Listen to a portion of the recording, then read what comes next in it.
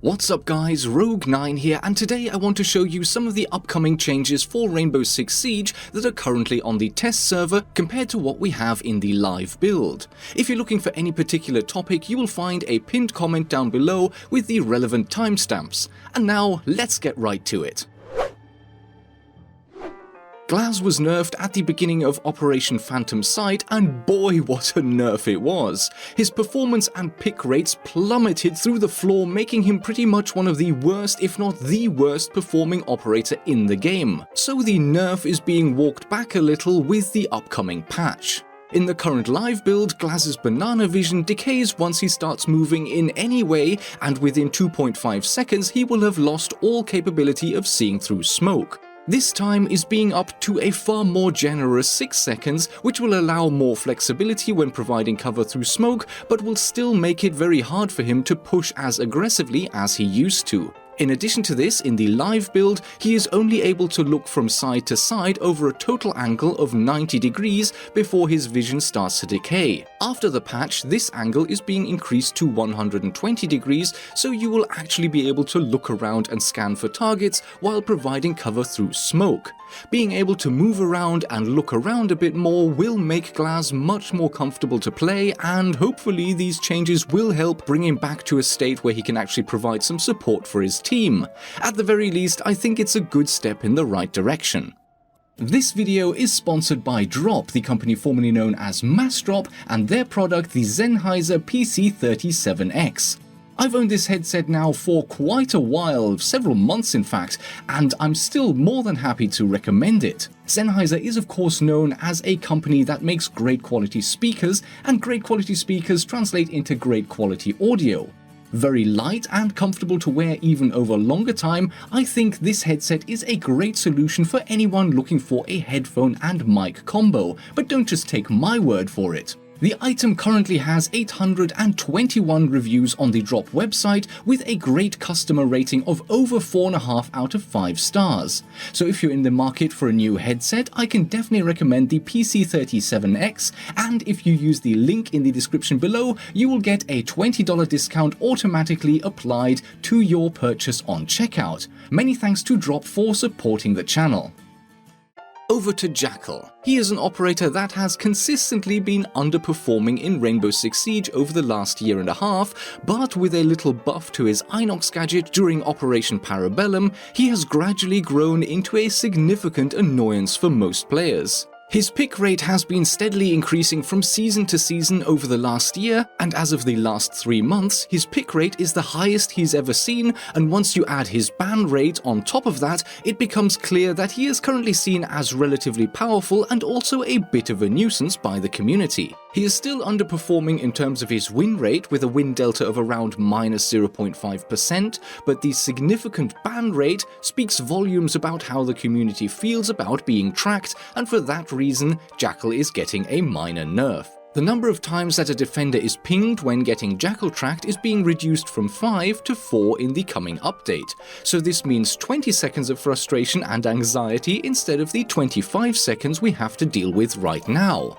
And this might seem like a very slight nerf, but I think that makes perfect sense. The problem with Jackal is not his performance and that he is overpowered, the issue with him is that he is so frustrating to play against. So the aim is to reduce the frustration that he causes without weakening him too much, because he is already underpowered as it is. Will one less ping be enough to remove the frustration of getting tracked?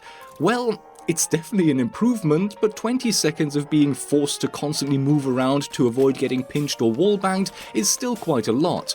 Any more of a nerf though, and there is a serious risk of Jackal becoming completely irrelevant. We shall see how it plays out, but I would not be surprised if we see more tweaking of Jackal's ability in future. Echo is another operator that has become a casualty of the pick and ban system in Ranked. In fact, he is the most banned character of all right now, but interestingly his win delta of around -0.6% again puts him in the slightly underpowered group of operators. Clearly the operator bans right now in Ranked are used more to tackle frustrating rather than powerful operators. So once again we're getting a gadget nerf, and the designer notes tell us that for Echo this means that the stun effect timer of his yokai drone is being reduced from 10 seconds to 7 seconds. But there's more to it than just that, because those times are only for when you stand still when getting stunned, and Echo's stun effect hits you harder and lasts longer when you move. In the past, when I tested Echo's stun charge, I concluded that sprinting while stunned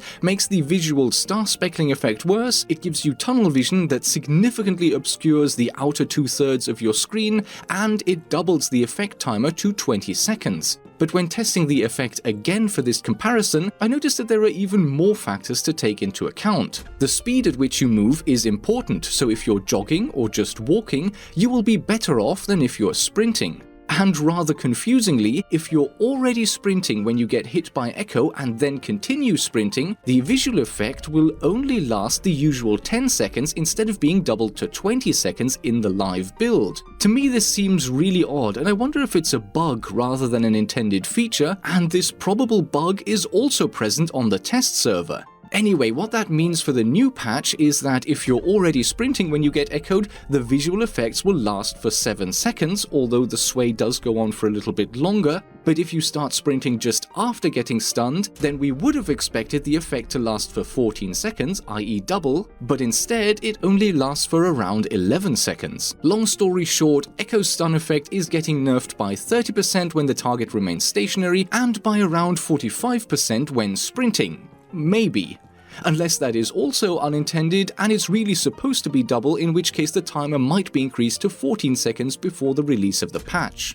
Over to the next nerf, and I'm starting to feel like a broken record here. Shields are getting nerfed, and once again, if we look at the past performances of Blitz and Monty over the last 18 months, their performance and pick rates never really showed them to be a massive problem from a gameplay perspective.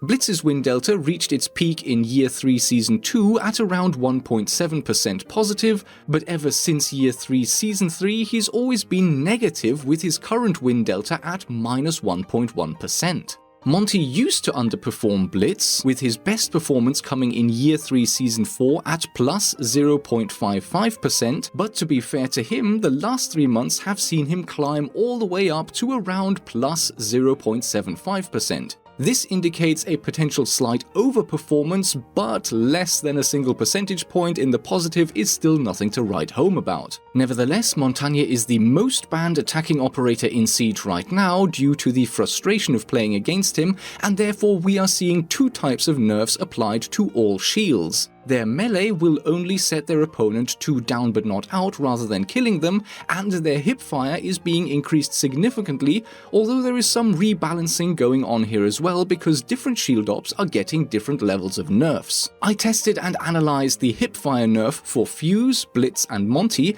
comparing 3 different states: standing, crouching and jogging while standing.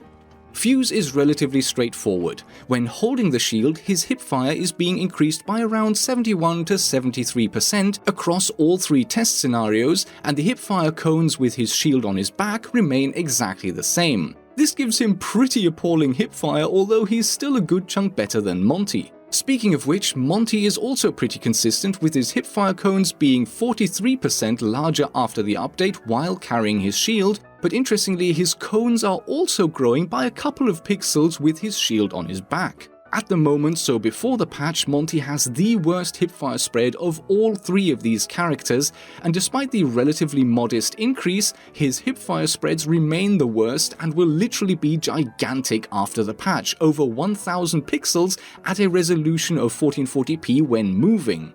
Blitz is getting the smallest nerf of all 3 operators as long as he remains stationary, only 23% for standing and crouching, but when he starts moving with his shield up, his nerf is the largest with a 77% increase in hipfire spread, and beyond this, his spread with the shield on his back while moving is also getting nerfed by a considerable 44% spread increase. So for Blitz, standing still before opening fire seems to be very much worthwhile once the patch drops.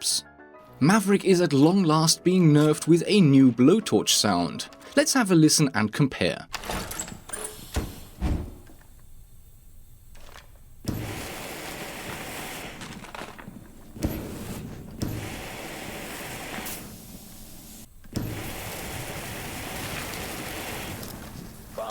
located.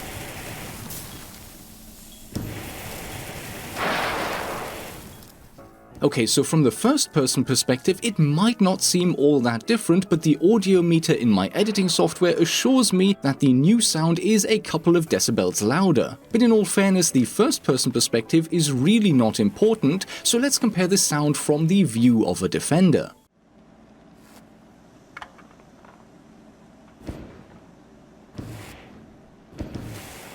Advised, Op 4 has visual on the hostage.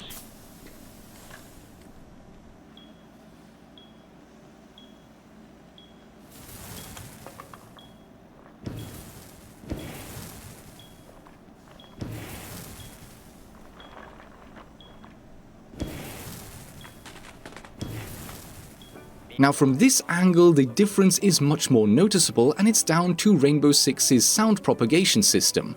The problem with Maverick up until now was never really that the sound of the torch was too quiet. The problem was more to do with the fact that as long as a wall is still closed, it blocks almost all of the sound from coming through, so the first hole that Maverick can make in any wall is almost inaudible to anyone on the other side. Once the first hole has been made, the torch becomes far more noticeable, but by that time it's usually too late for any unwary defender on the other side.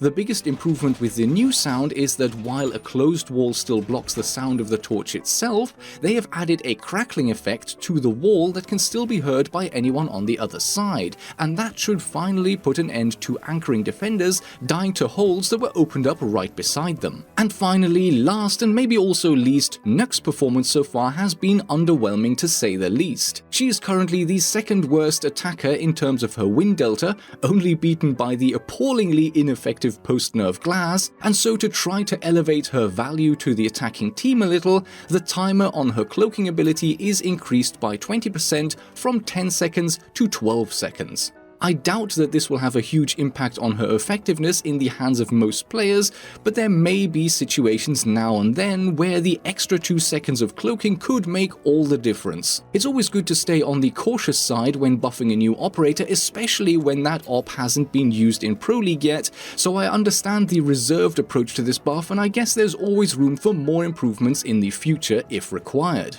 And that's it! Which of these changes are you looking forward to the most? Let me know in the comments section below, and with that, thank you so much for watching, I hope you enjoyed the video, and I will see you in the next episode.